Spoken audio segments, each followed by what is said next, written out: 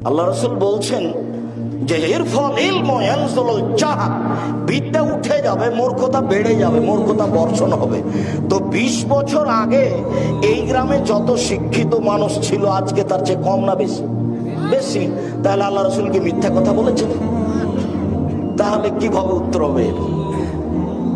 তাহলে উত্তর কি? অবাক কথা নয়। আল্লাহ রাসূল বললেন বিদ্যা উঠে যাবে, মূর্খতা বেড়ে যাবে, মূর্খতা বর্ষণ হবে। আমরা জানি যে বৃষ্টি বর্ষণ, মিথ্যা কথা তো বলেননি। তাহলে কিভাবে কি হলো? তো যাদের হাতে বড় মোবাইল আছে, ল্যাংটা মেয়ে আছে, এদেরকে সরিয়ে দেন। দাড়ি চাঁচা আছে যাদের, তাদেরকে সরিয়ে দেন। প্যান্টটা টাকানোর নিচে আছে যাদের, তাদেরকে সরিয়ে দেন। এদের বাপ মা যাদের, তাদেরকে সরিয়ে দেন। আরো যারা শিরক বেদাত নিয়ে জড়িত, একবারে বাড়িতে শোকেজে নিয়ে, ঘরে নিয়ে, শিক্ষা প্রতিষ্ঠান নিয়ে, এদেরকে শিক্ষা থেকে সরিয়ে দেন।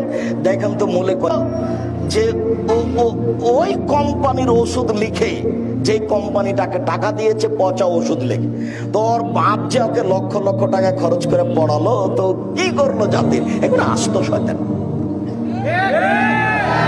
জাতির ক্ষতি করেছে, জনগণের ক্ষতি করেছে, বাপের ক্ষতি করেছে, নিজের ক্ষতি করেছে, ছেলে মেয়ের ক্ষতি করেছে। আর রাজুলু রাইন ও মাসউলুন রায়াতিহি, বাপ দায়িত্বশীল, দায়িত্ব সম্পর্কে বিচারের মাঠে অক্ষরে অক্ষরে